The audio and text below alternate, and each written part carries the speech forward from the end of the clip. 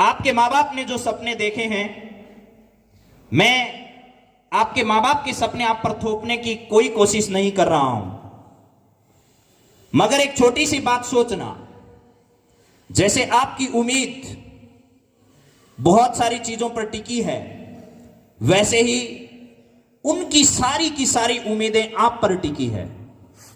उन्होंने आपके 10वीं और 12वीं में अच्छे अंक हासिल करने, उसके बाद जीवन में एक अच्छे पद प्राप्त करने की उम्मीद हमेशा अपने सपनों में संजो कर रखी है। एक छोटी सी कहानी आपको मैं सुनाता हूं।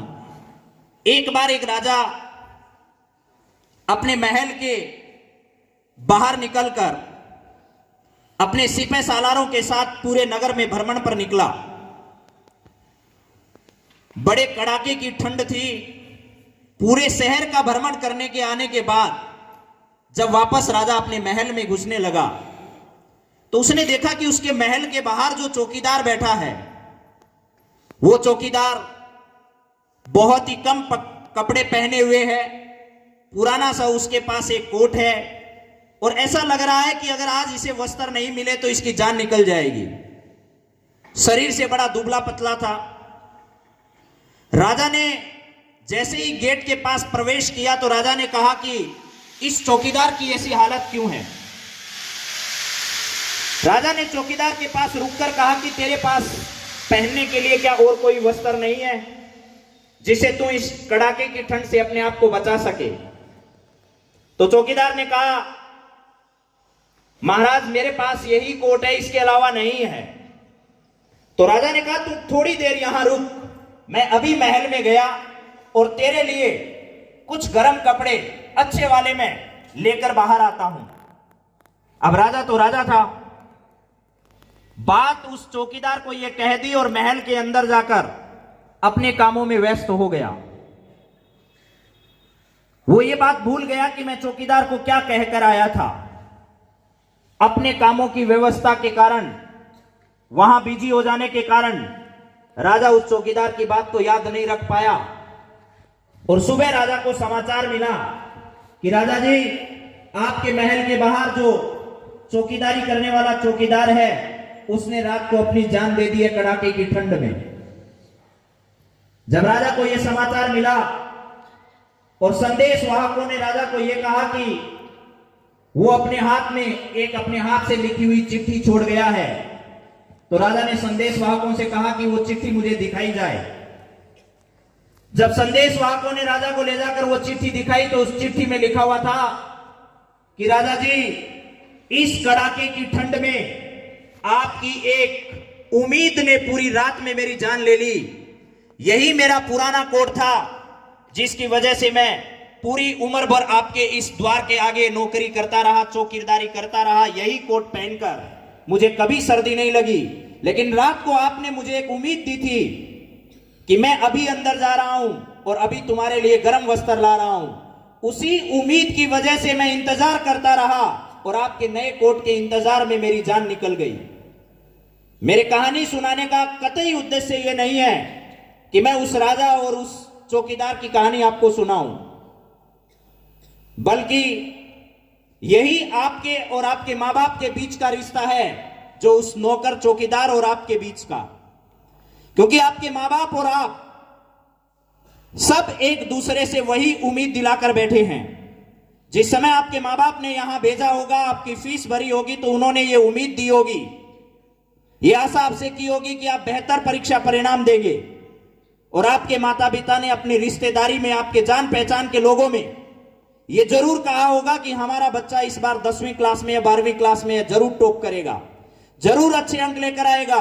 और कई लोग तो, कई बच्चे ऐसे हैं जो दूसरे शहरों से आकर यहां पढ़ाई कर रहे हैं। उनके जानकार भी ये जानते हैं, उनके रिश्तेदार भी ये जानते हैं कि बड़ी अच्छी कमाई का पैसा ये खर्च करके तारानगर में पढ़ाई करवा रहे हैं। और तारानगर में आज ही नहीं, लंबे समय से ये इतिहास रहा है, यहां पढ़ने आने वाले बच्चों के गार्जियंस और उनकी रिश्तेदारियों में ये पहचान रहती है कि अपने बच्चे को इन्होंने पढ़ने के लिए तारानगर भेज रखा है, तो इसका मतलब यह है कि इसके 10वीं और 12वीं में बहुत अच्छे अंक आएंगे। तो आप लोग ये ध्यान रखना, जो उम्मीद आपके घर वाले लगाए बैठे हैं, आप इन कड़ाके की ठंड की, सर्दी की ऋतुओं में और गर्मी की ऋतु में भी अपने आप को तपाए रखना, कहीं ऐसा ना हो कि आपकी उम्मीदों की वजह से उनकी जान चली जाए। जान कहने का मतलब मेरा यह है कि आपकी दी हुई उम्मीदों की वजह से लोग उनको एक दिन ताना नहीं दे, एक दिन को यह नहीं कहे कि क्या रहा आपके बच्चे का परीक्षा परिणाम, क्या रहा उसका रिजल्ट।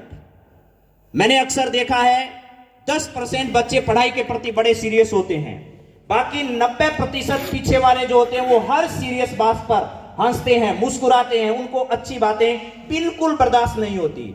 वो मुंह ऐसा बनाते हैं जिसे 20-25 दिन से इन्हें पेट की बड़ी बीमारी है और ये अपने चेहरे पर दिखा रहे हैं।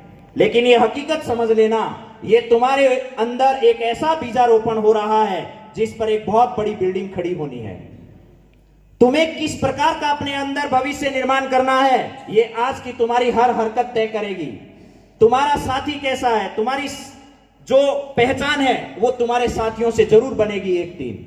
तो अपने आप को आप पढ़ाई के प्रति सीरियस बनाइए और अपने घर वालों की उम्मीदों को जिंदा रखिए। उनके अंदर का वो दीपक बुझ न पाए, वो आपके आज के छोटे से काम पर बड़ा इन्वेस्ट करने की ताकत रखें। ये अपने आप के घर वालों को आप भरोसा दिलाएं, अपने घर वालों को ये यकीन दिलाएं कि भाई हम बड़ा काम करेंगे 10वीं 12वीं के बाद, लेकिन हौसला आप ही देने वाले हो, आप ही हमारी ताकत हो, आप ही हमारी पहचान हो।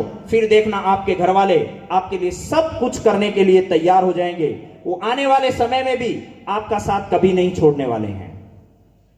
काम कैसे करें, काम करोगे तो बाधाएं भी आएगी, बाधाओं को दूर कैसे करें, ये सब समस्याओं का सामना आप लोगों को खुद ही करना पड़ेगा।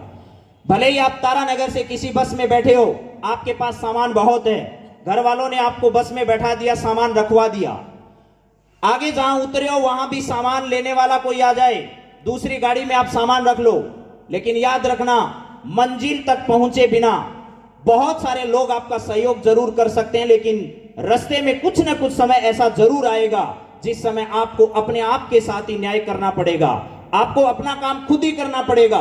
तो क्यों न जीवन का ये सारी समझ लें कि जीवन का सफर बहुत लंबा है, वह तो खुदा के पास तक जाएगा। जो सफर है वो छोटा नहीं है, इसलिए अपने काम को आज ही अपने आप करना, अपने आप तरीके से करना सीख लीजिएगा। देखिए तारानगर में 10वीं और 12वीं का जिस दिन परीक्षा परिणाम आएगा, आप कहीं और पढ़ाई कर रहे हो तो मेरे हिसाब से कोई चर्चा हो या ना हो मुझे मालूम नहीं, लेकिन अगर तारानगर में आप 10वीं और 12वीं की क्लास में पढ़ाई कर रहे हो तो आपके घर पर परीक्षा परिणाम आएगा, उस दिन फोन 100% आएगा। तारानगर की किसी भी स्कूल में पढ़ रहे हो तो भी आपके घर पर फोन जरूर आएगा कि आपका परीक्षा परिणाम क्या रहा। और हमारे लिए भी वो पल बड़ा गौरवान्वित करने वाला होगा। आप सोच कर देखिए, जिस दिन इस विद्यालय के किसी बच्चे के 99.00 का आंकड़ा परीक्षा परिणाम में निकला होगा तो उस दिन सब लोगों की हालात कैसे होंगे, सबके चेहरे किस प्रकार खिलखिला रहे होंगे, ये कल्पना आप लोग अब कर सकते हैं। क्यों? क्योंकि 99.00 का आंकड़ा देखकर हर कोई व्यक्ति अपने आप को गौरवान्वित महसूस करता है। तो क्या आप सब लोग तैयार हैं 99.00 के लिए?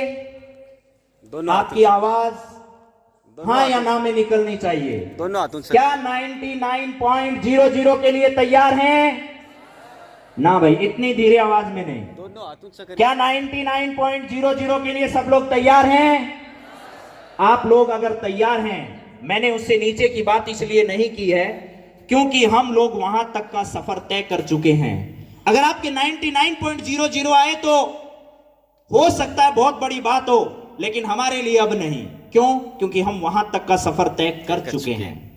हमारे लिए बात, हमारे लिए वो व्यक्ति, हमारे लिए वो बच्चा इसलिए अलग होगा जो 99.00 से आगे की लाइन खींच कर दिखाएगा। वो बच्चा अतुलनीय होगा जो तारानगर में अपनी पहचान बनाने में सफल होगा, और वो वही कर पाएगा जिसने आज ये संकल्प ले लिया कि चाहे कुछ भी हो जाए, महीने तो 3 ही हैं, जिसमें तो परीक्षा देकर निपटा तक देऊंगा।